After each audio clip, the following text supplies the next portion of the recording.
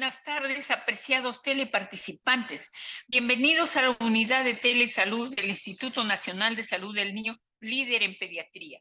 El día de hoy presentamos a la comunidad un tema muy importante para cuidar la salud de nuestros niños. El doctor Christopher Pretel Gutarra expondrá prevención de infecciones respiratorias en pediatría. Queda con ustedes el doctor Pretel. Prestemos atención, por favor. Puede empezar, doctor. Bien, muy buenas tardes a todos los que están conectados, tanto a los padres de familia como al personal de salud. El día de hoy vamos a hablar sobre un tema muy importante, el cual es la prevención de infecciones respiratorias agudas en pediatría, ¿no? ¿Y por qué es muy importante, no? ¿Por qué? Porque esta patología, como vamos a ver más adelante en la estadística, es de gran prevalencia y siendo un problema de salud pública, ¿no? Entonces, para iniciar, vamos a hablar sobre la definición. ¿Qué es una infección respiratoria aguda, no? Estas son toda infección que compromete tanto una o más partes del aparato respiratorio. Va a ser causada por agentes que pueden ser virales, bacterianos, hongos, y que van a tener una duración menor de 14 días, ¿no? Ahora, para entender mejor la clasificación de estas infecciones, se pueden dividir en las de vía aérea superior y las de vía aérea inferior, ¿no? Aquí vamos a ver un esquema, justamente una imagen, para poder ubicarnos anatómicamente de lo que estamos hablando, en el cual se divide pues la vía aérea superior o vía aérea alta y la inferior, ¿no? En lo que respecta a la vía aérea alta o superior, pues encontramos tanto lo que son las fosas nasales, encontramos la faringe, que está compuesta por la nasofaringe, la orofaringe, y también incluido también la laringe, la epiglotis y otras estructuras de la vía aérea superior, ¿no?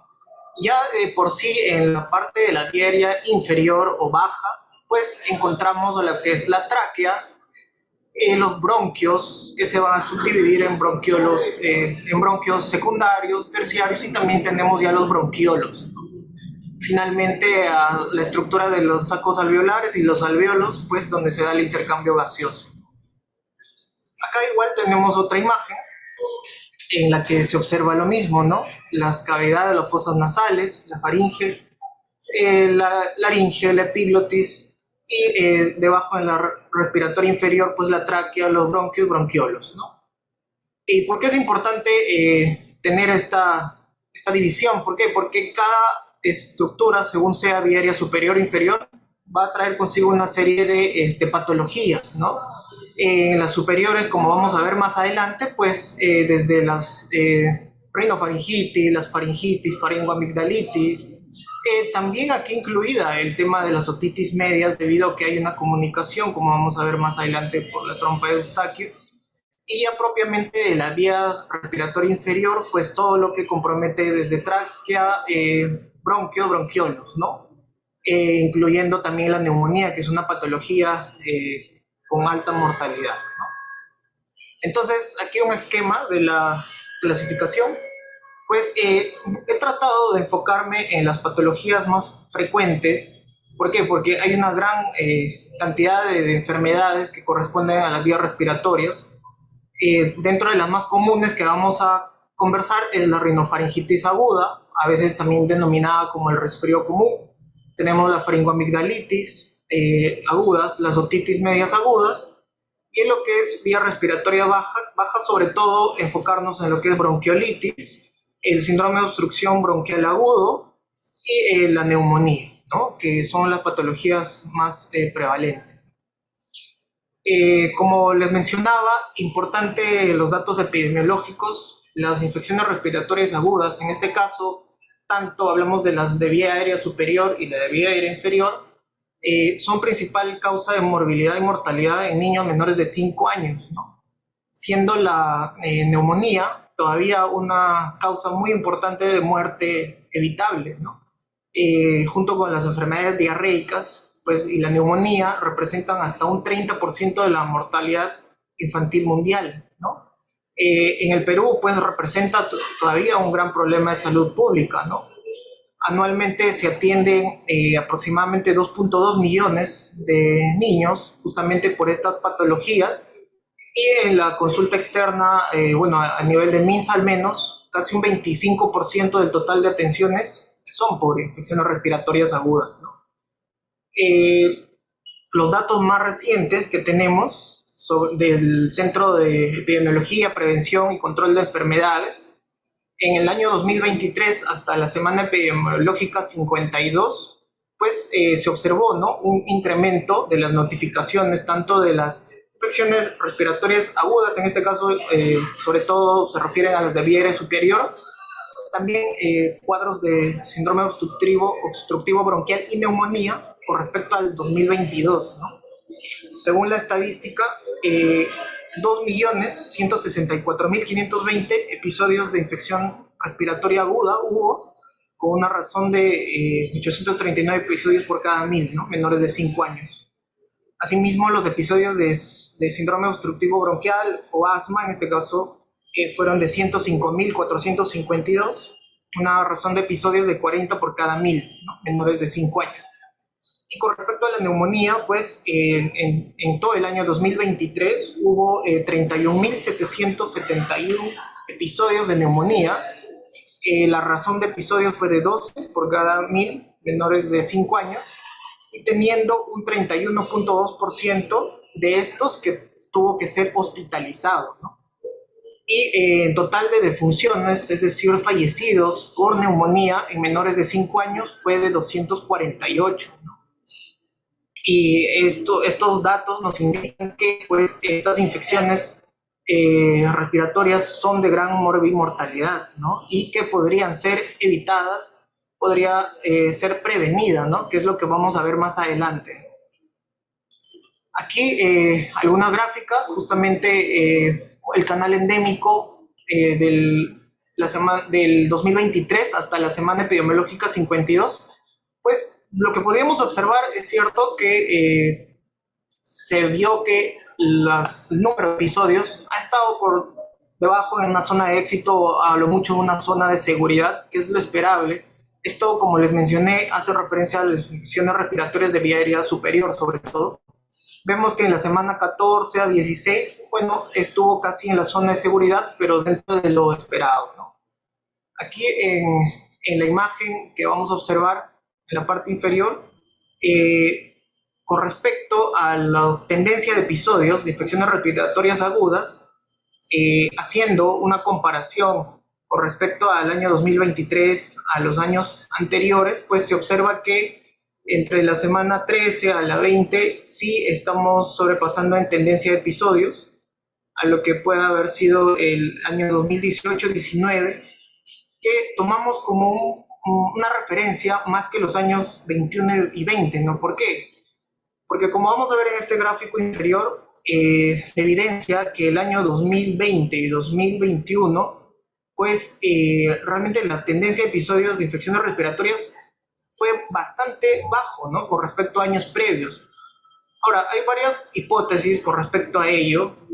Poco probable realmente que hayan habido menos casos, sino que no se estuvieron notificando. ¿Por qué? Porque en esos años vivimos lo que era pues el COVID-19, ¿no?, como todos sabemos, el cual pues fue una pandemia y que a nivel estadístico, epidemiológico también se marcó una diferencia, ¿no? Ahora, también se podría plantear la hipótesis de que pues mucho menos pacientes acudieron a los establecimientos de salud por infecciones respiratorias agudas, sobre todo de vías respiratorias bajas, y por eso esa gran diferencia, ¿no? O pues también que se estuvieron aplicando las medidas de prevención para el tema del COVID y que a su vez tuvieron un gran impacto en las infecciones respiratorias agudas que no fueron causadas por el tema del SARS-CoV-2, ¿no? Entonces, con respecto al 2020-2021, sí, pues vemos que ya a partir del 2022 la tendencia de los episodios fue aumentando, ya casi equiparándose a la del 2018 al 19, que es lo que siempre se ha mantenido, al menos en nuestro país, ¿no? Ahora, esto con respecto a, igual, los episodios de ira por departamento, pues vemos que a nivel de Pasco, Arequipa, Tacna, Moquegua, Purímac, Huancavelica, sobre todo, fueron las regiones que tuvieron mayor cantidad en razón de episodios, ¿no? Por departamento, ¿no?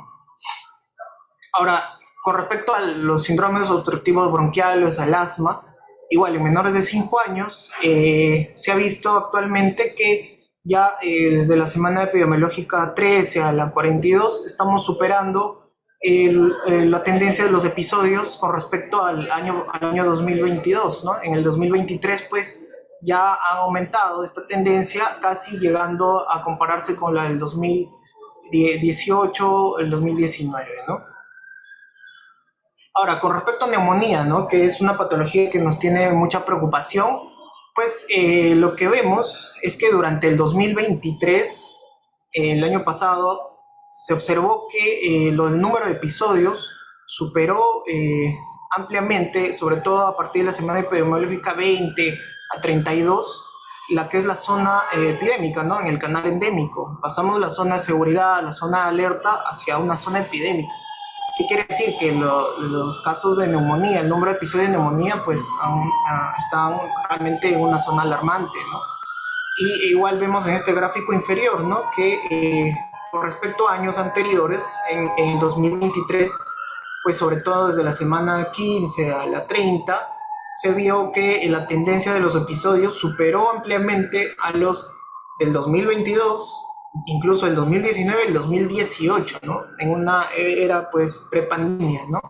Con lo cual estamos viendo que esta tendencia de casos de neumonía en menores de 5 años está en aumento, ¿no? Y lo cual es preocupante y por eso la importancia, ¿no? Bueno, acá en neumonía vimos que Loreto, Puno, Arequipa, Cayali, Lima, sobre todo tuvieron mayor razón de episodios, ¿no? Ahora, con respecto a las hospitalizaciones, también estos datos epidemiológicos son importantes. ¿Por qué? Porque se ha observado, ¿no? Que con respecto a las hospitalizaciones por neumonía, en los años 2020, 2021, en época pues, de las primeras, segundas, terceras olas del tema de COVID, pues las hospitalizaciones por neumonía disminuyeron, ¿no? Como les mencionaba, puede ser debido a que realmente hubo menos casos o pues que simplemente se notificaron menos o que las medidas de preventivas estuvieron funcionando, ¿no? Lo que vemos ahora ya a partir del 2022, 2023, el año pasado, que ya la tendencia a hospitalizaciones está casi comparada con la del 2018, ¿no? En esta curva, ¿no? Igual, ¿no? Con respecto a las defunciones, el 2020-2021, las defunciones por neumonía fueron menores, ya por lo que hemos estado conversando, pero a partir del 2022 y el 2023, pues ya se ha visto que está superando incluso a las del 2018 o 2019, ¿no? Entonces, esto es lo que nos da la estadística, pues observamos que con respecto a los indicadores, en el año pasado, episodios de infección respiratoria aguda fueron más de 2 millones, ¿no? 164,000, casi ya lo que veíamos en el 2018, ¿no? Los episodios de SOP de asma también han vuelto a aumentar, 105,452, mayores a los de años pasados. Y los casos de episodios de neumonía también, ¿no? 31,771, incluso superando a los del 2018 o 2019, ¿no? Los hospitalizados por neumonía menores de 5 años, pues han sido 9,932 el año pasado, casi ya comparándose a las del 2018, ¿no? Superando ampliamente a las del 2022, 21 y 20, ¿no? Las defunciones de las cuales ya habíamos hablado, en 248, y bueno, teniendo una mortalidad por neumonía en menores de 5 años de 9,62, ¿no? Fallecidos en menores de 5 años. Bien, ahora, este último dato ya es sobre este año, ¿no? En el 2024, con respecto a la semana epidemiológica hasta la tercera, pues se observa que los casos de infección respiratoria aguda están todavía en una zona de éxito dentro de lo esperable. La tendencia sí se ve que está en aumento con respecto a la del 2023, casi llegando a la del 2022. Y con respecto a lo que es también tendencia en neumonía, episodios de neumonía, hasta la semana epidemiológica 3, vemos primero en el canal endémico que está todavía en una zona de seguridad, pero sí, ¿no? La tendencia muestra que al menos ya hay más casos de neumonía, más episodios de neumonía, incluso que las del 2023, ¿no? Del año pasado. Entonces, por eso es la importancia, ¿no? Muy bien, habiendo visto las definiciones y la parte epidemiológica, ahora vamos a ver algunas patologías, sobre todo las más frecuentes, con respecto a primero las infecciones respiratorias altas. Y es importante esta información, sé que está llegando tanto para la población en general, los padres de familia, pero también el personal de salud, ¿no? Sobre todo que labora tal vez en el primer nivel de atención o el segundo, ¿no? Entonces es importante hacer una revisión de estas patologías, de las más comunes, y el manejo y la prevención que se puede realizar, ¿no? Bueno, como sabemos, en primer lugar, la rinofaringitis aguda, ¿no? Es una patología bastante frecuente en la cual se va a generar una inflamación de la mucosa nasal y faringea, sobre todo por una causa infecciosa, ¿no? Sabemos que la mayoría de estas es autolimitada y obviamente en niños hay alta prevalencia, sobre todo a quienes están en una etapa escolar o a nivel de nidos, ¿no? Las causas de las rinofaringitis, a veces también podrían llamar resfrío común, dependiendo de la causa viral, son como lo menciono, agentes virales, ¿no? Hay más de 200 patógenos que pueden infectar al ser humano.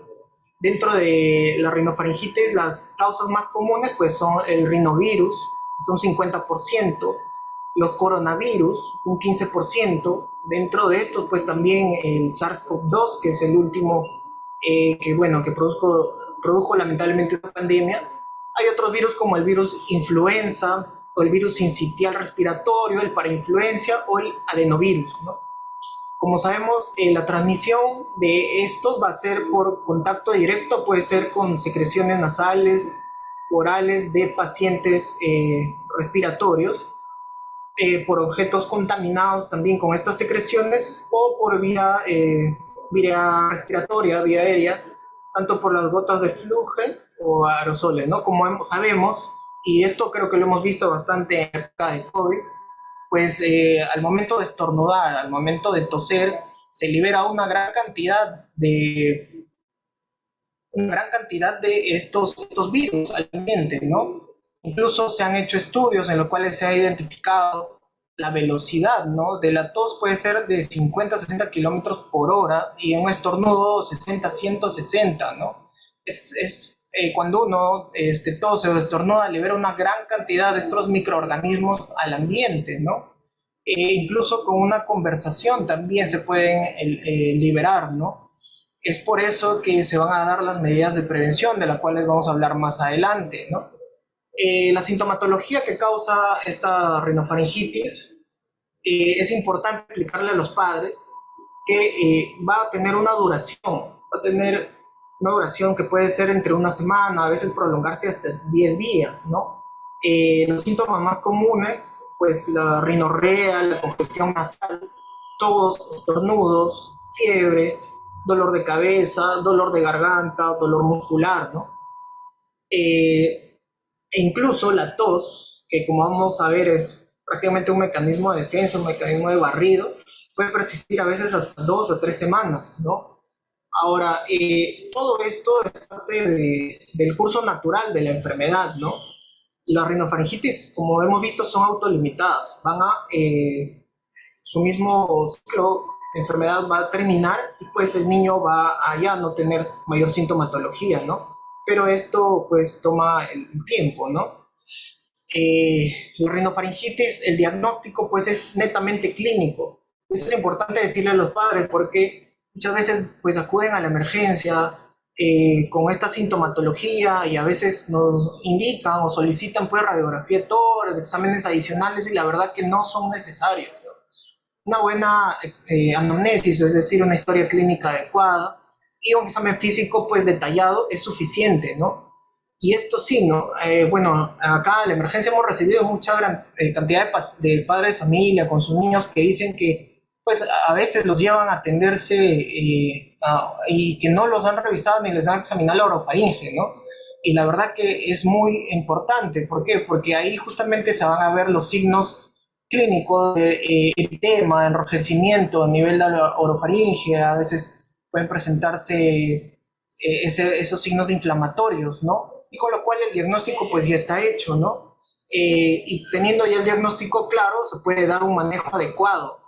Dentro de las medidas generales pues está un reposo, asegurar la hidratación con líquidos claros, el manejo de analgésicos o antiinflamatorios para los síntomas. Podría indicarse a veces la irrigación nasal, muchas veces se utiliza solución salina y bueno, succión, o a veces también con agua tibia, ¿no? Si es que no se cuenta el mismo. La parte de la hidratación con líquidos tibios, hay estudios también que demuestran que incluso los compuestos o la miel como tal ayuda para aliviar la tos, elevar la cabecera obviamente a unos 45 grados para mejorar el drenaje nasal, la secreción nasal. Bueno, también hay algunos estudios que demuestran que pues una dosis de tópica o por vía oral de un descongestionante como la fenilefrina o pseudoefedrina podría ayudar a reducir el edema de mucosa, ¿no? Sin embargo, esto no es necesario ni es indispensable, ¿no? Tratar una rinofaringitis no necesita mayor manejo y como es también importante decirles, no necesita antibiótico y no necesita expectorantes, no necesita otro fármaco adicional, que al contrario, en vez de ayudar, puede hacer más daño, ¿no? Primero, no hacer daño, como dice estipula nuestra formación, ¿no? Importante sí hablar con los padres de familia sobre los signos de alarma, ¿no? Como les menciono, una rinofaringitis no necesita mayor manejo especializado, puede ser tratado en un centro de salud en el primer nivel de atención y es más, muchos padres saben tratar a sus niños en casa, manejando bien la fiebre, manejando el tema de las secreciones, y así evitar también pues que los niños acudan a emergencia innecesariamente y al contrario, allí puedan contagiarse, adquirir otros gérmenes que son intrahospitalarios y que ponen en mayor riesgo la salud del niño, ¿no? Entonces, los signos de alarma que sí tienen que vigilar, pues son signos de dificultad respiratoria. Más adelante vamos a ver un video donde se van a poder esquematizar estos, ¿no? ¿Cuáles son los signos? Que vean una respiración rápida en el niño, lo que le llamamos taquipnea, ¿no? Que no tenga un hundimiento de costillas o del pecho, que pueda verse una coloración azulada de los labios, que denota un tema de hipoxemia, ¿no?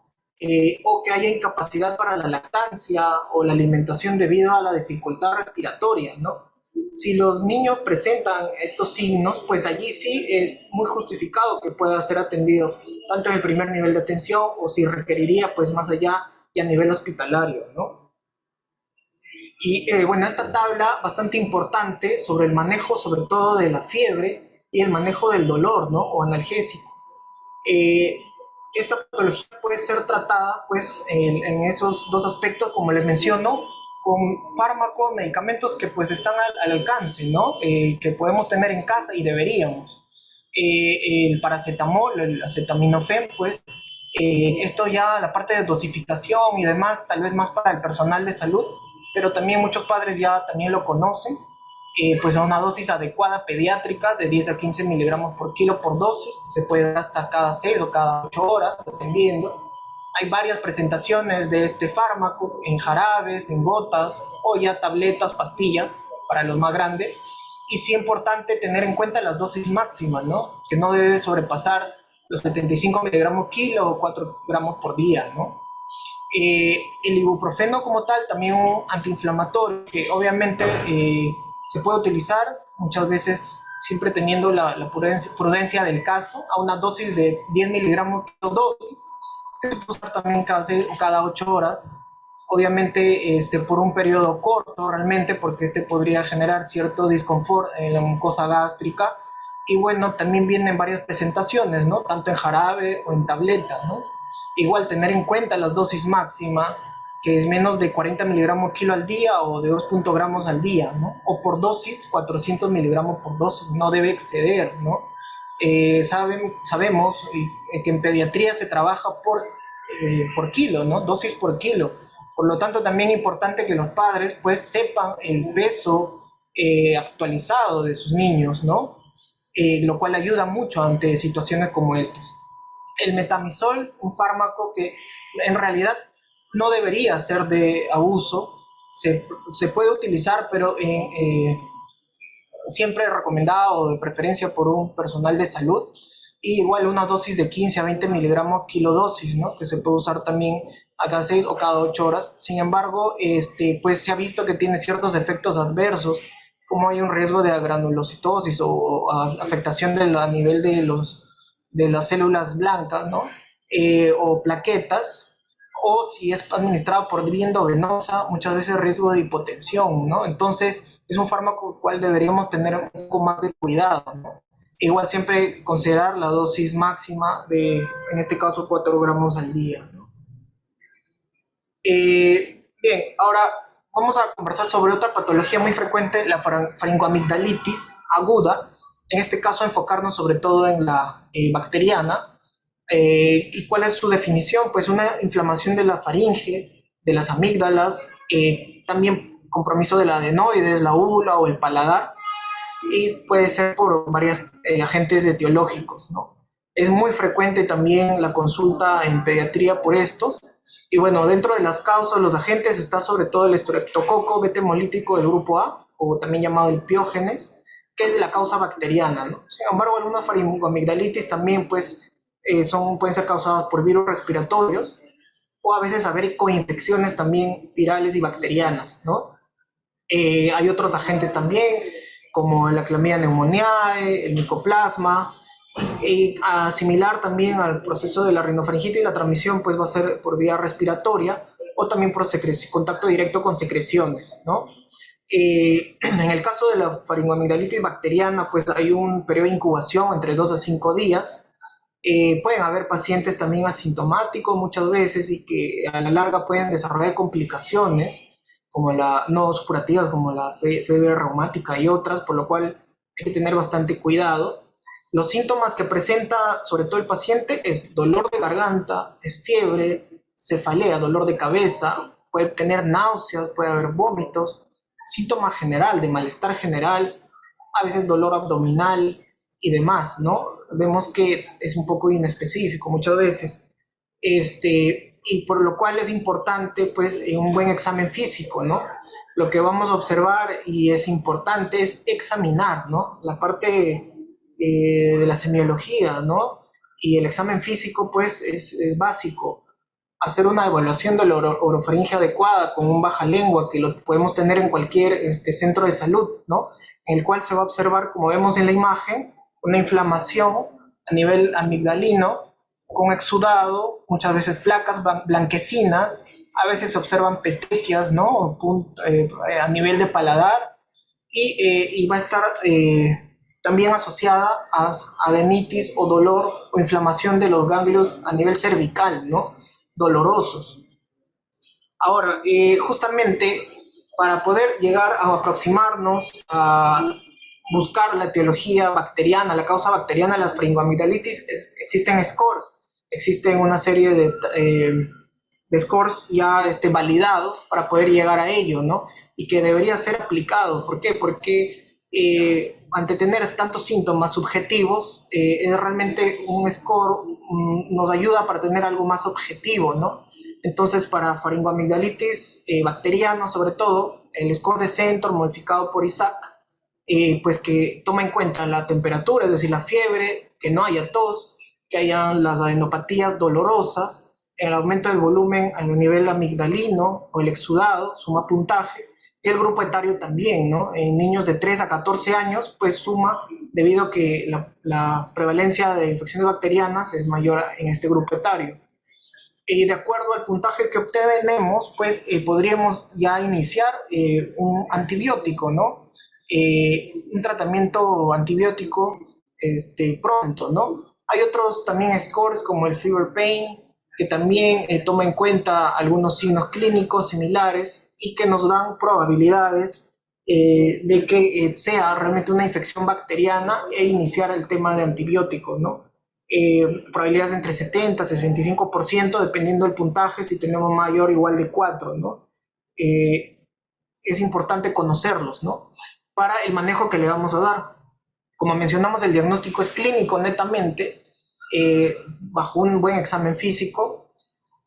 Según las guías o revisiones, pues sí podría realizarse o debería en realidad un diagnóstico microbiológico mediante un cultivo faríngeo y demás. Sin embargo, pues ante la poca disponibilidad y demás, el inicio de tratamiento antibiótico teniendo una alta probabilidad es suficiente, ¿no?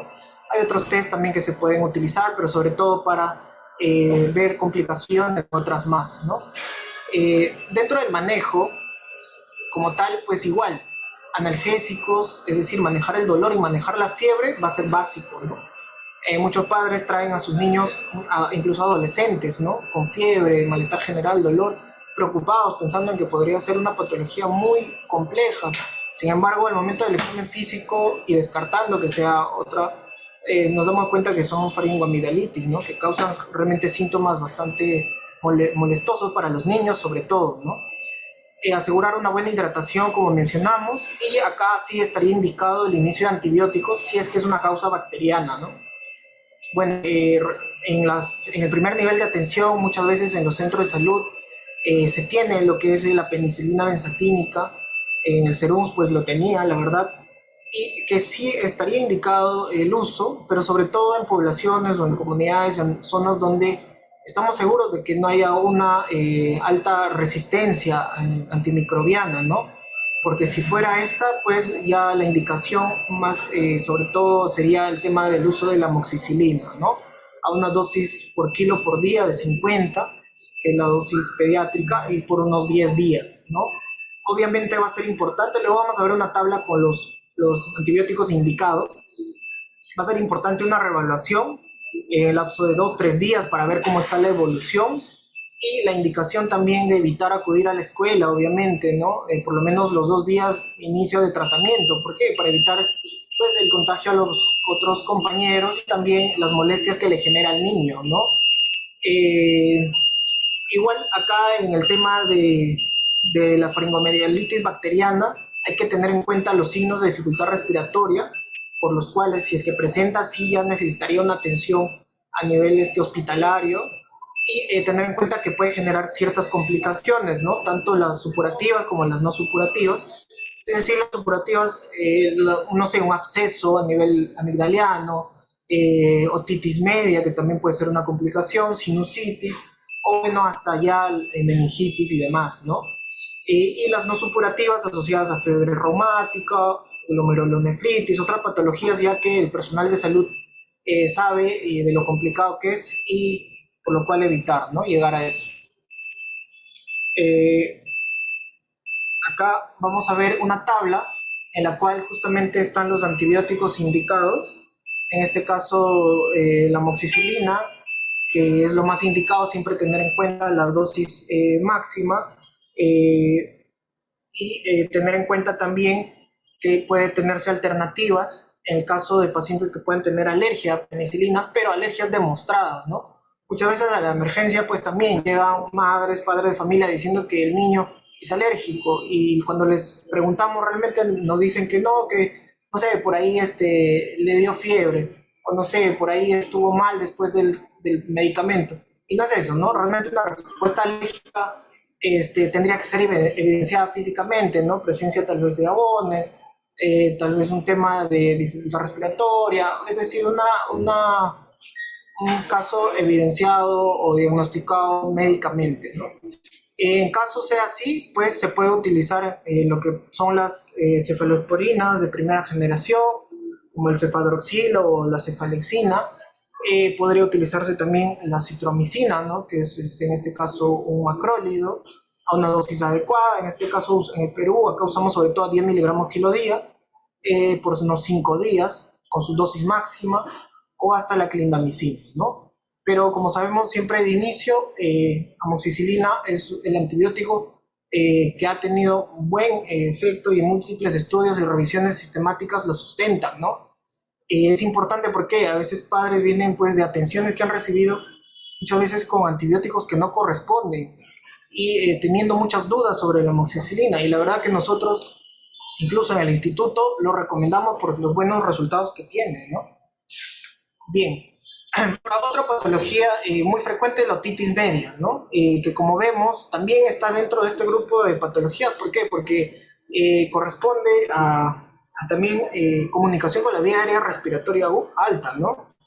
Como sabemos existe pues una trompa de Eustaquio que va a tener cierta comunicación y que posterior a procesos respiratorios, como una rinofaringitis, una faringocolitis, puede tener como consecuencia una otitis, ¿no? Que es la inflamación de la mucosa del oído medio, ¿no? De causa infecciosa, ¿no? Que muchas veces va a estar asociado a una secreción retrotimpánica, ¿no? Se va a observar en el examen físico una membrana abombada, aparte hay otros signos como dolor o fiebre, ¿no?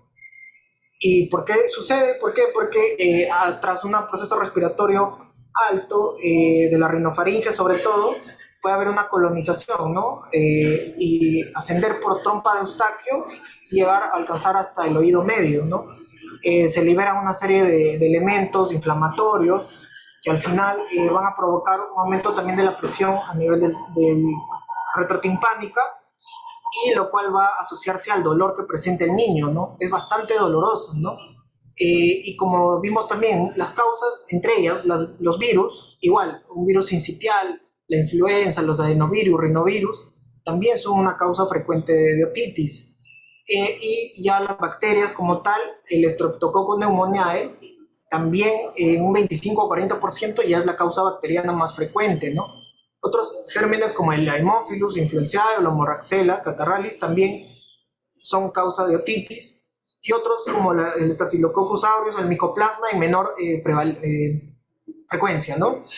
Existen muchos factores de riesgo para desarrollarlos. Obviamente las infecciones virales, el periodo invernal, el hacinamiento, muchas veces el tabaquismo pasivo, ¿no? Hijos de padres fumadores pueden tener mayor riesgo para ello. A veces el uso de biberones o tetinas también es más riesgo, ¿no? Dentro de los síntomas, pues obviamente en la etapa preverbal, en niños menores de 3 años va a ser bastante inespecífico, ¿no? Porque a esa edad el niño no te va a decir, me duele el oído, ¿no? Como un niño grande. Simplemente vamos a notar que es un niño más irritable, un niño que está intranquilo, que tiene fiebre, que tal vez ya hay disminución de la lactancia, ¿no? Si es un lactante, o puede también asociarse a pródromos, a síntomas de secreción nasal, a veces hiperemia conjuntival, llanto en el lactante, ¿no? Un niño ya mayor de 3 años, pues el inicio también es más brusco y los síntomas son más específicos, ¿no? El niño sí va a decir o se va a coger la oreja o va a mencionar que tiene dolor, lotalgia, ¿no? O a veces hasta síntomas vertiginosos y demás, ¿no? Para hacer un buen diagnóstico, pues, como siempre lo hemos estado mencionando, el examen físico es importante, ¿no? El otoscopio, que es un instrumento médico que nos ayuda a poder evaluar lo que es la membrana timpánica del oído, sí sería importante que el personal de salud, sobre todo médico, o en este caso obviamente los pediatras indispensables, que lo podamos saber utilizar, ¿no? Hay signos que vamos a buscar, ¿no? A nivel del oído, como vemos a nivel de la membrana timpánica, ¿no? En la otoscopía, como vemos en la imagen, ¿no? La imagen superior es una membrana timpánica normal, ¿no? En la cual se va a observar, pues, que tiene cierta concavidad. El color mencionan que es un blanco anacarado, a veces un gris perla, es transparente, es translúcido, se puede ver lo que hay posterior a se ve el reflejo, esta luz que vemos aquí, triangular, bien definida, brillosa, y la movilidad está conservada, ¿no? Muy diferente a lo que vemos en las imágenes inferiores, ¿no? En las cuales se observa una membrana timpánica abombada, a veces puede estar plana o abombada, de color rojo, a veces amarillenta, turbia, ¿no? Opaca, no es brillosa como la de arriba, y el reflejo muchas veces está ausente, ¿no? o disminuido, la movilidad también, ¿no? Eso sobre todo para el personal de salud que va a examinar, es básico hacer una otoscopía, ¿no? Porque el diagnóstico se realiza con eso, mediante una buena anamnesis, es decir, los síntomas que menciona el padre, y la otoscopía, pues llega al diagnóstico, ¿no? El manejo también aquí va a ser, obviamente, analgésicos, manejo de la fiebre, manejo del dolor, antiinflamatorios, el ibuprofeno que ya hemos visto, la dosis y el uso, y el inicio de antibióticos, ¿no? Que también hay criterios para usar antibióticos en las otitis. Como hemos visto, no todas las otitis son bacterianas, pueden haber causa viral también. Entonces el antibiótico está indicado, ¿no? Y eso sí, lo indica pues el médico, en este caso el personal de salud, ¿no? Si son menores de 6 meses, si hay en cualquier grupo etario, pero con otorrea, es decir, salida de secreción purulenta, pues necesita antibiótico. Si hay síntomas severos, ¿no? Como otalgia severa, el dolor, es decir, o que dure mayor de 48 horas, o fiebres más de 39 grados, una apariencia tóxica, ya cosas que el personal de salud puede examinar, el médico, y diagnosticar y dar tratamiento, ¿no? O si es bilateral, menores de 2 años, pacientes que tengan inmunodeficiencia, condiciones que necesiten realmente ya iniciar un tratamiento antibiótico, ¿no? Y como vimos, pues importante el tratamiento oportuno, porque puede asociarse a ciertas complicaciones, ¿no? Como mastoiditis, abscesos cerebrales, parálisis facial, a veces perforación timpánica. También llegan muchos niños a la emergencia con largo tiempo de historia de fiebre y dolor, y que al momento de la otoscopía ya se ve una perforación, ¿no? Entonces la idea es no llegar a ello, ¿no? A veces niños con problemas de vértigo y que ya tienen una laberintitis como complicación, ¿no? Para el personal de salud, pues si lo tienen en el primer nivel de atención, inician antibiótico a una dosis adecuada, como vamos a ver, y hay falla del tratamiento persistente, no sé, a las 48, 72 horas, no hay mejoría, pues sí, ya podría ser un criterio para referir al paciente, ¿no? O si tiene alguna complicación como la que hemos visto, mastoiditis, absceso cerebral, tal vez meningitis y demás, ya sería necesario la referencia, ¿no? Como vimos acá, esta tabla, en el cual es un resumen del manejo antibiótico, pues en la otitis media aguda, bacteriana o con criterios de uso de antibiótico, pues menores de 2 años, y la indicación es la amoxicilina, ¿no? La dosis es 80, 90 miligramos kilo al día, ¿no? Durante 8 a 10 días. Es importante tener en cuenta esta dosis, ¿por qué? Porque es mucho mayor a la que es indicada solo para una faringoamigdalitis, ¿no? Y si es que no se da una dosis adecuada, pues el antibiótico no va a tener el efecto que esperamos, ¿no? También en caso hay pacientes que tienen otitis recurrente, o se pueden sospechar de gérmenes también que tengan betalactámicos y demás, se podría usar amoxicilina, perdón, betalactamasa, se podría usar amoxicilina más ácido clavulánico, ¿no? Igual una dosis de 80 miligramos kilo al día durante 8 o 10 días, pero tiene cierta indicación, ¿ya? La amoxicilina de por sí es un buen antibiótico a una buena dosis para tratar la otitis media aguda. Igual en el caso de alergia a penicilina, pero diagnosticada, se podría usar tal vez alguna cefalosporina y demás, o macrólidos también, ¿no? Igual en la otitis, bueno, básicamente eso es el manejo antibiótico, ¿no? Bien, ahora ya hemos visto las patologías más frecuentes asociadas a infecciones de vías respiratorias altas o superiores, y ahora vamos a ver las respiratorias bajas, ¿no? En este caso hay que prestarle bastante atención. ¿Por qué? Porque también son de gran prevalencia y sobre todo genera morbilidad y a veces mortalidad en nuestros niños, ¿no? Vamos a hablar primero de la bronquiolitis aguda. La bronquiolitis aguda es una enfermedad muy frecuente causada por infecciones virales en niños menores de 2 años, ¿no? Existen múltiples definiciones, ¿no?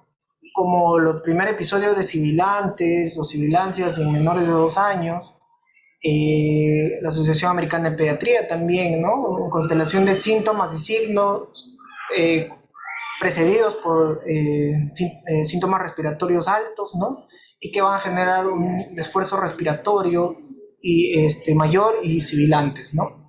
Entonces, ¿por qué se produce, no? Tiene una causa infecciosa, viral, en este caso, el virus sincitial respiratorio. Entonces, no vamos a hablar tanto de toda la fisiopatología, pero cosas puntuales, que es el germen, el agente viral más frecuente, ¿no? Va a ser transmitido por vía respiratoria también, como hemos hablado, va a generar síntomas respiratorios altos, un proceso que luego va a tener ya cierta afectación a nivel bronquiolar, ¿no? En los bronquiolos, como hemos visto en el esquema, pues va a generar cierta lesión, destrucción del tejido epitelial bronquiolar, que va a traer como consecuencia edema, acumulación de moco, detritus, estas células muertas, y disfunción de los cilios, ¿no? Entonces, lo cual va a generar una obstrucción, ¿no? Como vemos, el bronquiolo normal tiene una luz, tiene, es decir, un diámetro por donde se da justamente el tema de la respiración del aire necesario, y si es que está obstruido, acúmulo de células, de moco y demás tejido, va a generar justamente la dificultad respiratoria.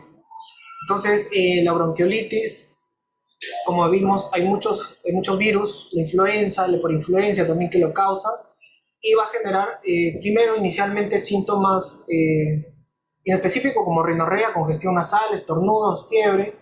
Hay muchas madres, ¿no?, que traen a sus lactantes con tos persistente, y es muchas veces el signo inicial, ¿no?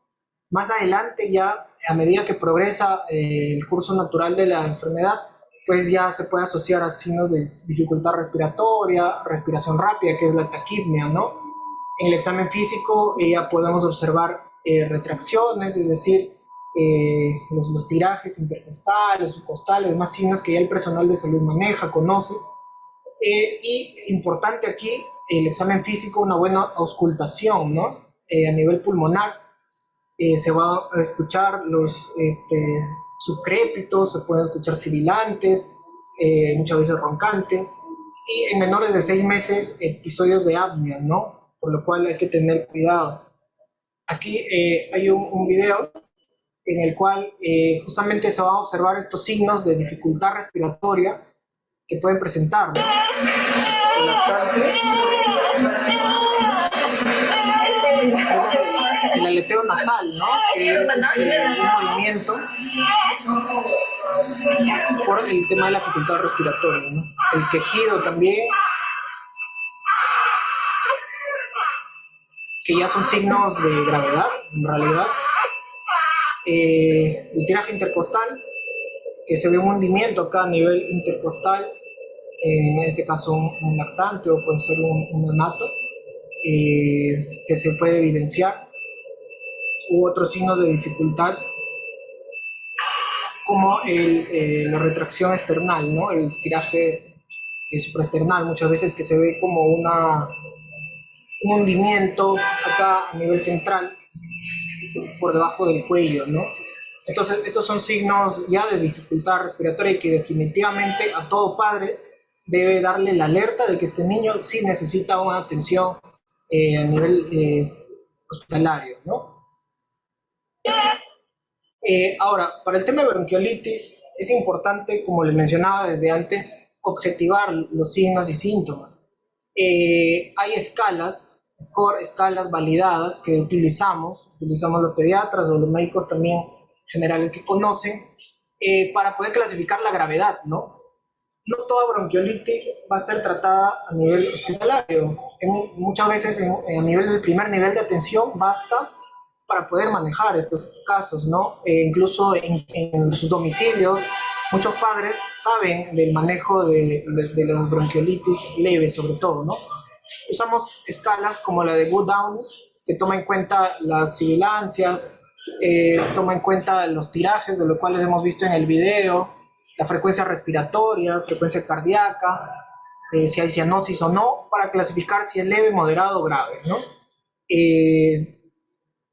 Igual la otra, la ESBA, ¿no? La escala también de bronquiolitis aguda, que toma en cuenta ciertos criterios y que de acuerdo a eso nosotros vamos a valorar la gravedad, ¿no? Como hemos visto, el diagnóstico igual que es clínico, siempre tener en cuenta la frecuencia respiratoria, que es un criterio para los scores, o no que estamos viendo en escalas, y que tiene que ser por grupo etario, que es muy diferente lo que respira, la frecuencia respiratoria de un lactante a la de un adolescente o de un niño de 5 años, y igual también la frecuencia cardíaca, ¿no? Y que estos signos, estas funciones vitales tienen que ser tomadas en un minuto. ¿Por qué? Porque no es constante la respiración del lactante o del niño, ¿no? Muchas veces es cambiante. Por cierto momento la frecuencia aumenta y por cierto momento disminuye. Entonces, contar la respiratoria en un minuto va a ser muy importante, ¿ya? Se pueden usar estas escalas como les mencioné. Ahora, en el tema de bronquiolitis, igual, no es necesario mayor examen de imagen ni laboratorial. Radiografía de tórax, exámenes de sangre como hemograma, PCR, la verdad no están indicados de inicio, a menos que sea un paciente pues que tal vez pueda tener otra coinfección, que pueda tener una neumonía asociada, o que veamos que tiene signo de estrés severo, que va a ser hospitalizado, ¿no? O para tener un pronóstico de la evolución del paciente, que va a ser hospitalizado, ¿ya? Pero no está indicado nunca una placa o un hemograma o algo si no es indicado de inicio, ¿bien? Siempre se tiene que valorar la posibilidad de una hospitalización si es que la dificultad respiratoria es severa o si hay ciertos criterios que manejamos los médicos. Va a ser necesaria una adecuada hidratación y nutrición, el oxígeno suplementario si lo necesita, igual la succión o secreción nasal, el manejo de secreciones, y a nivel ya institucional, hospitalario, se puede indicar la nebulización con suero fisiológico, el 0.9%, que es lo que múltiples revisiones estadísticas, investigaciones han demostrado que tiene efecto, más la aspiración de secreciones, obviamente, ¿no? La verdad, no está indicado en estos casos el uso de beta-2 agonistas como el salbutamol, no están indicados los corticoides, no los antibióticos, ni la adrenalina. Existen múltiples estudios que demuestran que no tienen ningún efecto estadísticamente significativo, ¿no? Y más bien, por lo contrario, puede generar más daño al paciente con bronquiolitis, ¿no? Primero no hacer daño, como siempre lo decimos, ¿no? Ahora, como les mencionaba, los padres tienen que saber que estos niños que tienen bronquiolitis ya necesitan una atención hospitalaria, si es que ven algún signo de dificultad, como los tirajes que hemos visto en el video, el tejido, que haya cierta coloración azulada de los labios, que el lactante ya no pueda realmente lactar por la dificultad, signos de deshidratación, o bueno, la medición de la saturación de oxígeno menos del 92% a nivel del mar, o de 0 a 2.500 metros sobre el nivel del mar, para ya poder indicar su atención o llevarlo a un centro hospitalario, ¿no? Si no, una bronquiolitis leve sí podría ser manejada en casa, teniendo siempre en cuenta los signos de alarma, ¿no? Bien, otra patología que vamos a ver es el síndrome de obstrucción bronquial agudo, el SOBA, y que va a ser caracterizado por una disminución del diámetro del bronquio. En esta imagen, acá en la parte inferior, como van a ver, es el bronquio, que en este caso sí tiene musculatura lisa, y que lo que se va a presentar en estos episodios sí es lo que le llaman un espasmo, una constricción del bronquio, asociado también al exceso de moco, y disminución del diámetro del bronquio justamente por estos mecanismos, ¿no? Y que se va a traducir en que el niño va a presentar tos persistente, y que al examen físico se van a auscultar los sibilantes, ¿no? Que es el paso del aire, el sonido que hace el paso del aire por un bronquio obstruido a nivel pulmonar cuando se examina con un estetoscopio, ¿no? Estos episodios del SOP agudo, en este caso, puede ser un único, muchas veces asociado, desencadenado por infecciones virales, o ya se puede hablar de SOP recurrentes, cuando son más de 3 episodios al año y que ya tienen otros componentes, y que se tiene que estudiar una causa, ¿no? Muy comúnmente, por ejemplo, el asma, ¿no? Existe gran cantidad de pacientes que vienen a la emergencia por episodios de síndrome de obstrucción bronquial recurrentes, que han tenido 3, 4, 5 episodios en un año, y en los cuales pues incluso hay historia de padre o madre asmática, o ciertos criterios que luego vamos a ver como que son predictores para un asma, y que vienen constantemente, ¿no? A veces hacen uso del salbutamol en casa, o corticoides, y que sí, si bien es cierto, el SOP recurrente tiene como una causa a la enfermedad, que es el asma, pueden haber otras patologías también, ¿no? Muchos niños cardiópatas pueden tener síndromes de obstrucción bronquial recurrentes, niños con fibrosis quística, con problemas de aspiración pulmonar crónica, es más, hasta la tuberculosis puede generar la obstrucción bronquial, ¿no? Entonces, cuando son recurrentes, ya se debe hacer un estudio más completo, a fondo, por especialistas para determinar la causa, ¿no? Pero en este caso estamos enfocándonos en el agudo y de causa infecciosa, viral sobre todo, y que este es un episodio único sobre todo, ¿no? Igual, los síntomas que vamos a encontrar, signos, tos intensa, tos persistente, muchas veces predominio nocturno o no, fiebre, malestar general, ¿no? Y al examen físico también vamos a tener que encontrar una respiración rápida, los tirajes que hemos visto, la coloración azul de los labios y a la auscultación muy importante, que se ausculten los sibilantes, ¿no? O de subcrépitos muchas veces, ¿no? Entonces, igual que en bronquiolitis y en otras patologías, se debe de tomar muy bien las funciones vitales, los signos vitales, la frecuencia respiratoria y cardíaca, según un grupo etario y en un minuto siempre, ¿ya? En este caso, el tema de obstrucción bronquial, si es recurrente, como les mencioné, si es severo, si tiene criterios para hospitalizar, sí, pues ahí se puede hacer uso de la radiografía de tórax, de algunos análisis laboratoriales, como un hemograma, un PCR, procalcitonina tal vez, para ver si hay una coinfección, una infección también por una neumonía, si es que encontramos tuberculosis u otras más, pero solamente ahí está indicado, ¿no? En esos casos, si es un episodio único asociado a pródromos de una infección respiratoria viral y demás, el diagnóstico es clínico y no necesita mayor examen de imagen ni otro, ¿no? Igual el manejo pues va a ser tenerle una posición semisentada, asegurar la alimentación pero fraccionada en este caso por la dificultad respiratoria, el manejo de la fiebre igual con paracetamol, como hemos indicado, el oxígeno, asegurar la oxigenoterapia si hay hipoxemia, y aquí sí estaría indicado pues los beta-2 agonistas, en este caso el salbutamol, que está indicado para poder justamente hacer una dilatación, por así decir, del bronquio, que puede ser dado por aerocámara o nebulización, como terapia de rescate en los cuadros agudos que necesiten, ¿no? Que meriten, los cuadros moderados.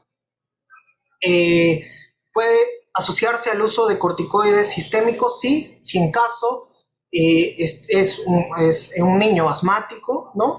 Que ha hecho una crisis asmática, o bueno, en casos de displasia broncopulmonar, ¿no? Pero de inicio no está indicado, a menos que ya el niño tenga un diagnóstico o haya un alto índice predictivo de asma, ¿no? Subrecurrente en este caso, ¿no? Igual los signos de alarma a verificar que no haya dificultad respiratoria, que haya saturación menor del 92% a nivel hasta 2.500 metros sobre el nivel del mar, o intolerancia oral, ¿no? Ahora, asociado a SOP, en este caso sí, pues se tiene que hablar algo de asma, ¿no? Porque igual las crisis asmáticas son una causa muy frecuente de atención en emergencia, ¿no? Como estábamos hablando del síndrome obstructivo bronquial,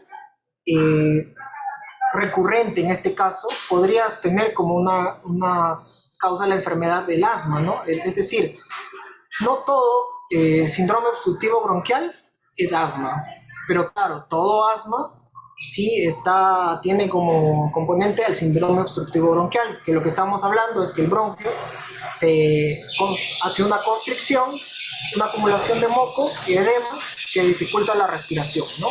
Entonces, niños o lactantes, en este caso, niños menores de 2 años o 3 años, como acá indica la guía española de manejo de asma, siempre se debe sospechar que no sea ya un niño asmático, ¿no? Y cómo podemos tener una probabilidad o un índice predictivo aplicando estos criterios, ¿no? Si el padre o madre alguno tiene diagnóstico de asma, o si el niño tiene un diagnóstico de eczema atópico, dermatitis atópica a los 2 o 3 años de edad, son criterios mayores para ya tener una predicción de asma, ¿no? En un lactante o un niño menor de 2 o 3 años con episodios de obstrucción bronquial recurrentes, ¿no? Y como criterios menores, que esté asociado a un niño con diagnóstico de rinitis alérgica o que tenga estas sibilancias, lo que le llaman a veces silbidos, que no esté asociado a resfriados, o un tema de ya eosinofilia, que es un valor laboratorial en un hemograma, ¿no? Mayor a 4%, ¿no? Entonces, esto nos va a indicar que los niños tienen un alto índice o un valor predictivo de tener un diagnóstico de asma, pero que ya el manejo es muy diferente. Hablar de asma es algo muy amplio y que tendrá que ser en otra oportunidad, pero hay que tenerlo en cuenta siempre en niños con síndrome obstructivo bronquial recurrente, ¿no? E igual, para los niños que tienen estos procesos obstructivos bronquiales, se puede utilizar ciertos scores. En realidad, el score, el pulmonary score, está más aplicado a crisis asmática como tal, pero nos ayuda también para poder tener una idea del grado de dificultad respiratoria que tenga un niño con síndrome obstructivo bronquial, ¿no? En este caso toma en cuenta la frecuencia respiratoria, la presencia de sibilantes y el uso de los músculos esternocleidomastoideos, ¿no? Dependiendo de estos, se saca un puntaje y se ve el manejo que se va a dar, ¿no? Como les comento, esto es el manejo de crisis asmática, pero como tal, ¿no? Pero podría ser aplicado en temas de SOP, pero SOP realmente recurrentes o como tal, ¿no? Entonces, de acuerdo a eso se maneja si es un leve, un moderado o un severo, ¿no? Pero esto ya más aplicado al tema de asma como tal, ¿no? Bueno, para terminar, con respecto a las infecciones de vía baja, está la neumonía, ¿no? La neumonía es una enfermedad causada por una infección pulmonar aguda que compromete a nivel parenquimal, ¿no? Alveolos, intersticio, pleura, otras estructuras, y que es importante que, ¿por qué? Porque trae gran morbilidad y mortalidad, ¿no? Igual, la transmisión es por vía aérea, a nivel de forma aspiración o inhalación, dependiendo si el agente es bacteriano o viral, muchas veces. Puede haber también diseminación hematógena, ¿no? Como hemos visto, cuando hay un desequilibrio entre la defensa del organismo del huésped y la patogenicidad del agente, ¿no? Que lo genera. Dentro de las causas, como vimos, también hay neumonías virales, muchas veces asociadas al virus sincitial, adenovirus, influenza, el coronavirus mismo, como hemos vivido con el tema del COVID-19, ¿no? Que generaba pues una neumonía, en este caso viral, por el SARS-CoV-2, y las bacterianas como tal, pues a la cabeza. Acá depende mucho del grupo etario, ¿no? Y es por eso que en caso de neumonía, sí es importante el tratamiento, el manejo médico. ¿Por qué? Porque dependiendo del grupo etario, si es menor de un mes, pues las bacterias más prevalentes pues va a ser el Streptococcus beta hemolítico del grupo B, o la Galacteae que se llama, puede haber E. coli o Listeria, citógenes. Si el grupo etario es mayor de 1 a 3 meses, pues ya el Streptococcus pneumoniae o el neumococo comúnmente es el agente más frecuente. A medida que avanza en edad, la clamidia trachomatis, el Haemophilus influenzae u otros cobran también importancia, ¿no? En el caso de adolescentes o mayores, pues también otros gérmenes como Mycoplasma, la Klebsiella pneumoniae o Legionella pueden ser bacterias que generan neumonía, ¿no? En estos grupos. Ahora, en neumonía, igual hay síntomas como fiebre, tos, pero el signo con mayor sensibilidad, es decir, el que nos puede determinar mejor una neumonía es la taquipnea o el aumento de la frecuencia respiratoria, ¿no? O lo que podemos llamar como respiración rápida. Muchas veces hay niños que a veces son traídos de emergencia de distintos lugares, en el cual la mamá menciona que, no sé, ya tuvo fiebre, pero ya no lo tiene, la tos es escasa, tal vez no hay mayor síntoma que podamos determinar, pero al momento de examinarlo vemos pues que el niño tiene una taquipnea, una respiración rápida. A pesar de que no luce muy tóxico, no tiene una apariencia que pues podría pensar que no está tan grave, al momento el signo que nos va a dar más sensibilidad, más luces es la taquipnea, ¿no? La respiración rápida. Como les dije, debe ser medida siempre en 1 minuto en nuestros niños, no sin fiebre y en reposo, ¿no? ¿Por qué? Porque la fiebre, por un tema fisiopatológico, genera que el niño también tenga una frecuencia respiratoria más acelerada, ¿no? Entonces hay que manejar la fiebre primero y luego ya sin fiebre medir bien la frecuencia respiratoria. Tiene que estar en reposo, obviamente, porque el ejercicio, el movilizarse, hacer una actividad física, también aumenta la frecuencia respiratoria, ¿no? Como vemos acá en la tabla, y esto es de la guía del MINSA, ¿no? La guía de práctica clínica para el diagnóstico y tratamiento de neumonía, nos da que por grupo etario la frecuencia respiratoria es diferente, ¿no? Un lactante menor de 2 meses, mayor de 60 por minuto, ya recién hablamos de taquipnea, ¿no? De 2 a 12 meses, un lactante mayor hasta mayor de 50 ya es taquipnea. Menos de esto, aún no. Un niño de 1 a 5 años, pues cuando tenga mayor igual de 40, y un niño mayor de 5 años a 12 años, pues cuando es mayor de 20, ¿no? Entonces es muy importante tener en cuenta esto. A veces vienen pacientitos, pues, en los cuales, sí, un lactante que está con una frecuencia respiratoria de 40, tal vez por ahí tuvo fiebre, rinorrea, secreción nasal, y está manejado a veces como neumonía, incluso con antibióticos, ¿no? Y muchas veces no corresponde, ¿no? Entonces hay que tener en cuenta muy bien la frecuencia respiratoria. Obviamente acá básico va a ser un examen físico adecuado, lo que es siempre, ¿no? Inspección, obviamente palpación, percusión, auscultación, debería realizarse, ¿no? Es una semiología pues, que nos han enseñado nuestros maestros, ¿no? Entonces se puede observar cómo está el tórax, la simetría que tiene o no, la expansión del tórax, ver también ya signos de tirajes, de hundimiento de costillas, las retracciones, ¿no? A veces se puede hacer una percusión para poder ver qué patrón tiene y ya como tal la auscultación, ¿no? Ver cómo pasa el murmullo vesicular en el tórax, y a la auscultación también escuchar si hay signos característicos como son los crépitos, si ya en niños más grandes, adolescentes, si hay soplo tubárico o demás, ¿no? Entonces, el diagnóstico igual de la neumonía es un diagnóstico clínico, ¿no?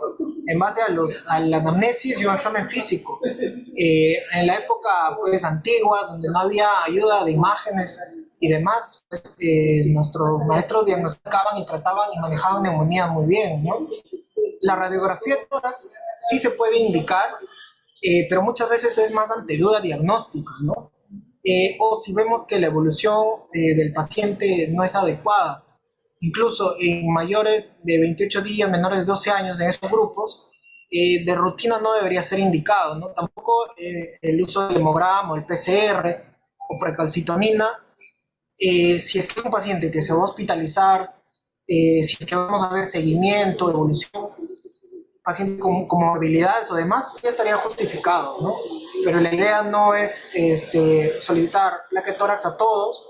Sabemos que esto genera una radiación también en nuestros niños que no es lo que queremos, ¿no? Y bueno, dentro ya del manejo como tal, igual, ¿no? Depende del manejo, si se va a dar un primer nivel de atención o un segundo nivel de atención, ¿no? Asegurar la hidratación, oxígeno, el manejo del dolor y de la fiebre, con buenas dosis. No está indicado de por sí el uso de antihistamínicos, antitusígenos, expectorantes, mucolíticos. La verdad, no hay evidencia científica y muchas revisiones sistemáticas de que tengan utilidad, ¿no? Lo que sí va a ser importante, obviamente, una vez diagnosticado, es el inicio de antibióticos. Y los antibióticos, pues, van a depender del nivel de atención en el cual se va a manejar esta neumonía, ¿no? Siempre, obviamente, de inicio, preferir la vía oral, salvo pues ya haya indicación de que sea un manejo endovenoso, ¿no? Y monitorizando siempre el tratamiento. Y luego vamos a ver una tabla donde están los antibióticos que se utilizan, ¿no? Y siempre tener en cuenta, pues, los signos de alarma que son para neumonías graves, ¿no? En neonatos, si hay dificultad respiratoria, alteración del estado de sensorio, convulsiones, ¿no? Acá algunas tablas de la guía que ustedes pueden revisar mejor. Está el tratamiento de la neumonía. Si es de primera línea, siempre la amoxicilina, como hemos visto, a 90 miligramos kilo día por vía oral, que puede ser dividido cada 8 horas, con una dosis máxima de 4 gramos al día, ¿no? Un tiempo de 7 a 10 días de tratamiento, que es el antibiótico más utilizado. Con una dosis adecuada, pues es suficiente, ¿no? Ya si se sospechara algunos gérmenes atípicos, el caso de neumonías atípicas o demás, se podrían utilizar macrólidos como la citromicina, que es lo más común, a 10 miligramos kilo día, cada 24 horas por 5 días, ¿no?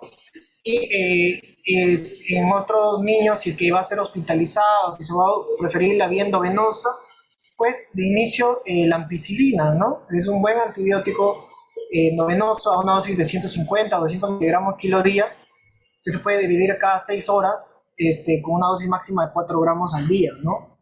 Hay otros antibióticos también que se pueden utilizar, y lo que sí sería bueno mencionar a los colegas o al personal de salud, dejar de abusar del uso de las ceftriaxonas, ¿no?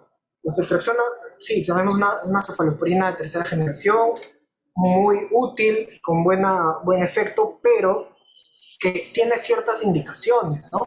Pacientes con neumonías bilaterales, pacientes con comorbilidades, pacientes que no tengan un esquema de inmunización contra neumococo completo y demás, o en que haya habido falla de tratamiento con amoxicilina clavulánica a buena dosis.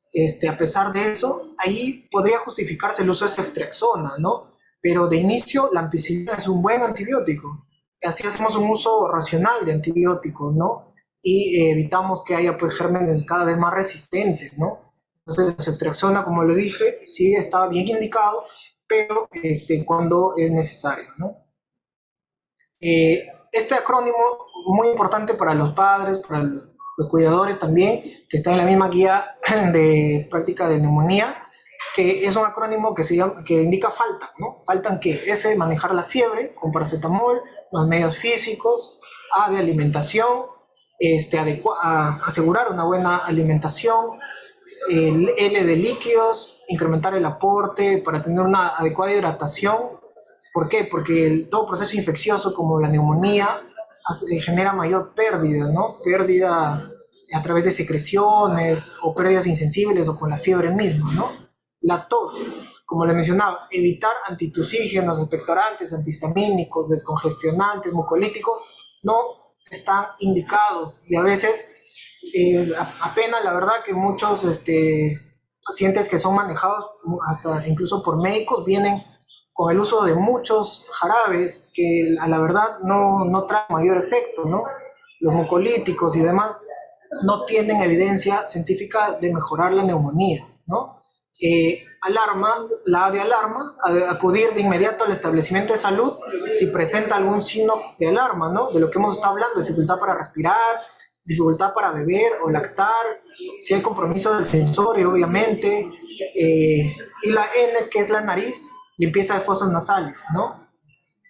Como les menciono, una neumonía puede ser tratada en el primer o en el segundo nivel de atención sin problema, ¿no? Asegurando todo esto y con una buena dosis de antibiótico por vía oral. Bien, así evitamos justamente el tema del abuso de antibióticos también. Bien, esto es importante para la población, ¿no? Por favor, no automedicar a sus niños, señores. Hay que tener muy presente esto. Algunos, pues, padres dicen, no, sí, a mi hijito adolescente de 18 años le dieron, no sé, cefalexina, le dieron acitromicina, y con eso le fue bien, pues voy a hacer lo mismo y le doy a mi niño ello, y no es adecuado, ¿sí? Los antibióticos siempre tienen que ser indicados por un profesional de salud, ¿no? Las indicaciones de la receta también se debe cumplir tal como le indica, por el tiempo, la duración adecuada. no usar antibióticos que les sobraron, ¿no? O el que le da la abuela, o la tía, o la vecina. Así se evita un abuso de antibióticos, como sucedió también en el tema del COVID-19, ¿no? Y bien, hablando ya para terminar por la parte de preventiva, creo que esta imagen nos dice mucho, ¿no? Es algo que vivimos hace pocos años y realmente es algo que no quisiéramos volver a vivir.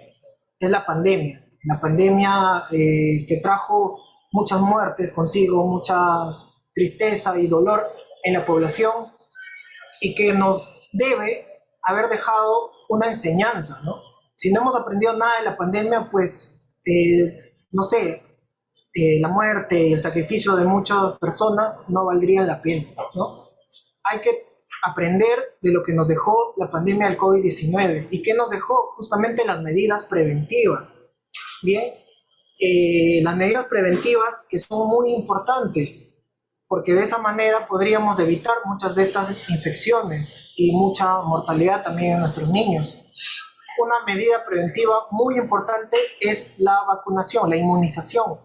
Cumplir el calendario nacional de vacunación, tener un esquema completo, nos va a asegurar de que nuestros niños no desarrollen formas graves o enfermedades graves, por ejemplo, como neumonías, la tos convulsiva o la tos ferina, también que, bueno, es otra patología que también genera gran morbilidad, la cual ya habrá más adelante oportunidad de hablar. Evita también las infecciones por Haemophilus, que hemos visto que son causa de muchas de estas infecciones y demás, ¿no? Hay vacunación actualmente en el esquema también para la influenza, ¿no? Influenza A, influenza tipo B a los 6 a los 7 meses de vida, con lo cual también protegeríamos a nuestros niños porque evitarían las formas también graves o en niños con comorbilidades, en niños con complicaciones, ¿no? Igual la vacunación por el neumococo, como les dijimos, se completa al año de vida y no queda ahí, ¿no? Los refuerzos son importantes, ¿no? Entonces, la inmunización adecuada, la vacunación de nuestros niños los va a proteger. Es una forma de prevenir, ¿ya? Y acá es importante descartar toda teoría o idea falsa de que las vacunas hacen daño, que experimentan con nosotros. No es así. Las vacunas son muy seguras, pasan por muchas etapas, ensayos clínicos y de investigación para que puedan ser utilizadas. Así es que no hay que tener miedo de eso, ¿bien?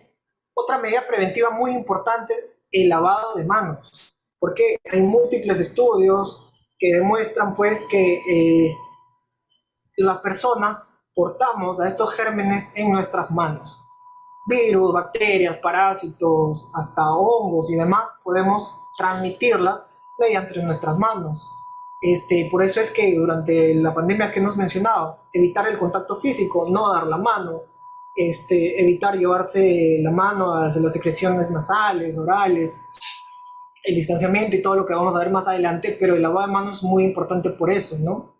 En todo centro de salud e instituciones muchas veces vemos estos esquemas, infografías que nos indican cómo lavarse adecuadamente las manos, ¿no? Durante el tiempo adecuado, 40 a 60 segundos, siguiendo todos los pasos recomendados. Es una práctica que debemos desarrollarla en casa, en las escuelas, en todos los centros de salud, para evitar justamente estas infecciones, ¿ya?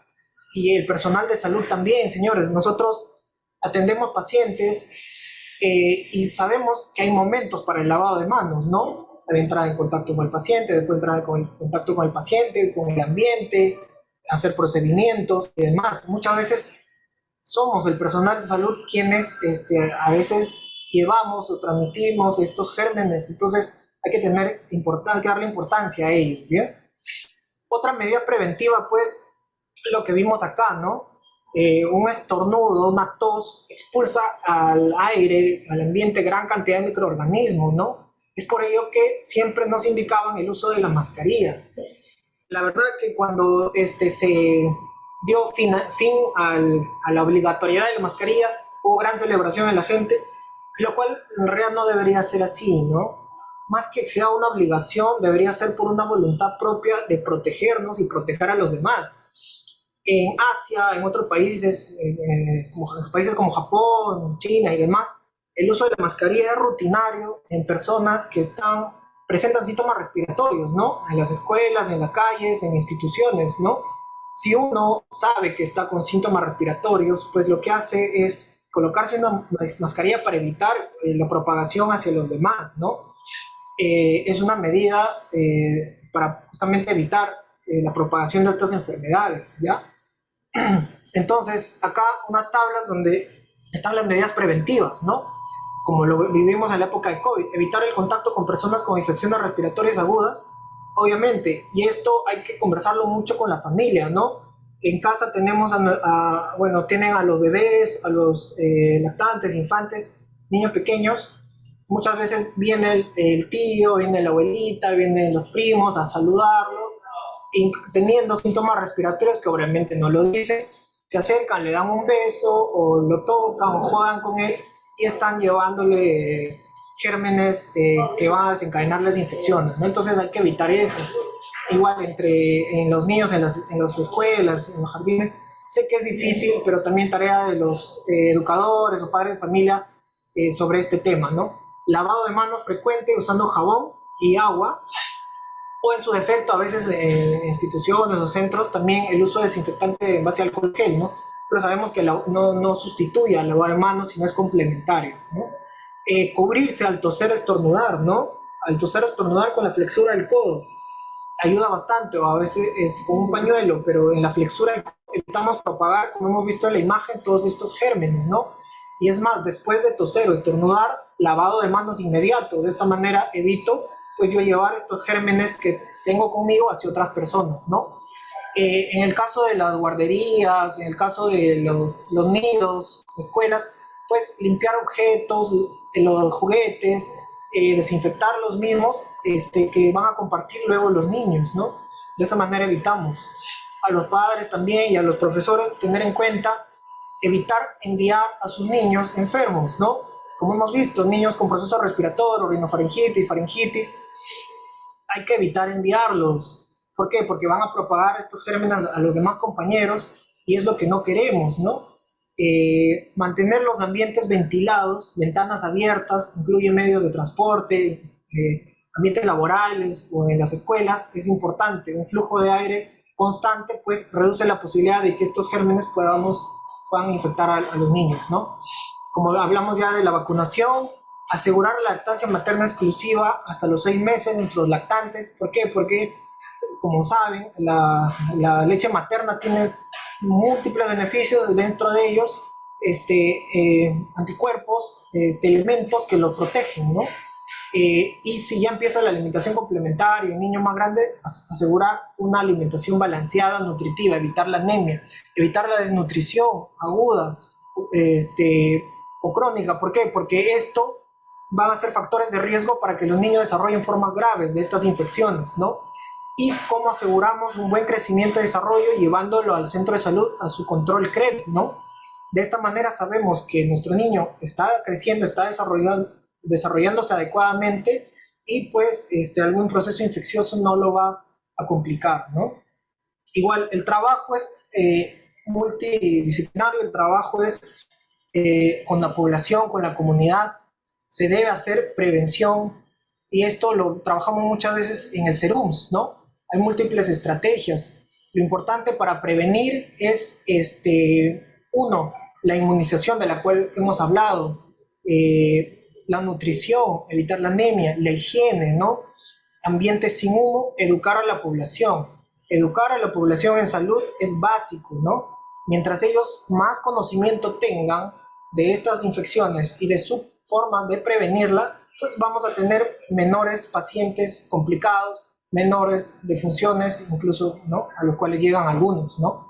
Si son casos leves, como mencionamos, pueden ser manejados a nivel del hogar, en ayuda muchas veces con los agentes comunitarios que conocen, que son capacitados, y ya si va a una atención a un centro de salud, pues dependiendo si es un caso leve, moderado, grave, podrá ser manejado ahí, dando el tratamiento oportuno, o si no, generando una referencia ya hacia donde corresponda, ¿no? Es importante en la familia que los madres, padres tengan conocimiento de esto, ¿no? De las inmunizaciones, de sus beneficios, de la alimentación materna, de una buena nutrición, ¿no? Que conozcan de síntomas y signos como lo hemos hecho ahora, que sepan en qué momento el paciente necesita una atención ya por un personal de salud, ¿no? ¿Qué cosas pueden hacer en casa, no? Aprender cosas básicas como hacer una limpieza de las secreciones nasales, hacer una limpieza a veces de secreción de oído, bueno, mantener al niño a una temperatura neutral, cuando tiene fiebre, despejarlo, no arroparlo, no abrigarlo, ¿no? Para que haya una pérdida de calor, en la alimentación, los líquidos, ¿no? Esto es lo que la familia, la madre, padres deberían de conocer, ¿no? El agente comunitario que es de apoyo en el primer nivel de atención también, ¿no? Conocer de funciones vitales, frecuencia respiratoria, la temperatura, saber medir bien la temperatura, reconocer los signos de dificultad respiratoria para saber en qué momento puedes llevar al niño a acudir al centro de salud, ¿no? Y ya, obviamente, a nivel de los establecimientos de salud, tanto el primer nivel como el segundo nivel, pues lo que hemos hablado, conocer de estas patologías, conocer sus causas, conocer el diagnóstico, el manejo, el tratamiento que debe recibir para tratar oportunamente. En el primer nivel de atención puede ser solucionado la mayoría de estas infecciones. Eso es algo que lo deben de tener en cuenta.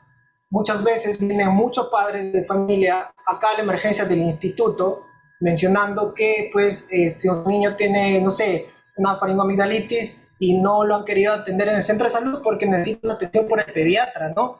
Y bueno, la verdad que si no es cierto, sí, el pediatra es quien atiende a los niños en este grupo etario, pues un médico general también debería saber tratar a estos niños en estas patologías pues muy frecuentes, ¿no? Y así evitar que más niños o vengan complicados acá por la emergencia, o que vengan niños mal manejados, o niños con secuelas y a veces niños graves que necesiten incluso asistencia por ventilación mecánica, hospitalización y demás, ¿no? Entonces, es importante conocer esto para la población también, saber cómo prevenirlo y evitar que traer a sus niños innecesariamente a las emergencias, generando que ellos puedan estar más expuestos a infecciones graves por gérmenes intrahospitalarios, ¿no? Entonces, con esto he terminado. Muchas gracias a todos los que están presentes y si hubiera alguna pregunta, gustoso de responder. Bien, doctor, por el chat nos ha llegado la siguiente pregunta. Dice, tengo un nieto que siempre tiene faringoamigdalitis bacteriana. Le recetan los inhaladores como salbutamol. ¿Puede ser dañino? Bien, bueno, como hemos conversado, las faringoamigdalitis, en este caso si son recurrentes, pues el manejo es diagnosticar primero si es viral, si es bacteriano y el tratamiento antibiótico oportuno. Si es que le da el salbutamol está indicado, como mencionamos, por los temas de obstrucción bronquial, ¿no? Para ayudar a relajar el músculo liso de los bronquios. Pero primero se debe identificar si el niño realmente es asmático, por lo cual le están dando beta-2 agonistas, estos inhaladores, o hay otra causa de su obstrucción recurrente, ¿no? Pero para faringoamigdalitis como tal, netamente no está indicado el salbutamol. Bien, doctor, nos preguntan. Buenas tardes, doctor. ¿Cómo podemos ayudar a un niño que tiene fiebre alta, llega a 39, pero su mamá le da paracetamol y lo arroja? El niño tiene 3 años. Muy bien. Sí, como hemos visto, siempre de preferencia tenemos al paracetamol como un medicamento antipirético, analgésico, porque es el que tiene menos efectos adversos y es bien tolerado, ¿no? Sí sucede que algunos niños puedan no recibir el medicamento, puede ser por tema de sabor, puede ser también por el tema de la misma inflamación que le genera náusea. Si en caso el niño no tuviera la posibilidad de recibir un medicamento por vía oral, a pesar de los intentos que se han hecho, pues se tendría que buscar otra vía, ¿no? Tal vez la intramuscular o la endovenosa, pero siempre de preferencia es la vía oral. Ahora, hay jarabes que tienen también mejor sabor que otro. Se puede probar si es una faringoamidalitis, una inflamación, podría usarse en vez de paracetamol también el ibuprofeno, pero teniendo en cuenta, como les he dicho, que su uso es corto y siempre teniendo en cuenta que podría generar un poco de irritación. Pero hay algunos jarabes de algunas marcas que tienen mejor sabor que otros, ¿no? Entonces, también tener en cuenta ello, ¿no? A veces. Bien, doctor, pero también podría ser como alternativa el uso de medios físicos. Claro, eso sí, definitivamente. El tema del medicamento obviamente es manejado, pero el medio físico, el baño con un agua a temperatura ambiente, más el uso de paños fríos o tibios, y aparte quitar la ropa, desvestirlo, más en esta época de calor, va a ayudar a disminuir la temperatura corporal, ¿no? Eso sumado al medicamento antipirético, ¿no? Pero claro, esas medidas, medios físicos, ayudan mucho, la verdad, mucho. Bien, doctor, ¿qué importancia tiene la lactancia materna en la prevención de infecciones respiratorias agudas? Sí, como estuve mencionando, la leche materna es un líquido muy dinámico y que tiene muchos componentes. No solamente tiene proteínas, carbohidratos, lípidos, tiene anticuerpos, tiene elementos formes vivos que ayudan a proteger al niño, ¿no? Generan una adecuada respuesta inmunitaria, ¿no? Entonces, la lactancia materna exclusiva hasta los 6 meses es básico para un adecuado desarrollo del sistema inmune y también buena respuesta entre estos agentes infecciosos, ¿no? Es muy beneficioso la lactancia materna exclusiva. Bien, doctor, el público participante le agradece, le saluda, le felicita y nosotros también a nombre de la unidad de telesalud. Gracias, doctor, por su valiosa participación en las telecapacitaciones dirigidas en bien de la comunidad y por ende de los niños del país. Felicitaciones, doctor, por su excelente exposición. Gracias. Muchas gracias. Gracias también a los participantes que nos siguieron el día de hoy. Les comunico que este tema queda colgado en la página web y canal de YouTube de Telesalud del Instituto Nacional de Salud del Niño, donde pueden revisarlo libremente. Muy buenas tardes a todos.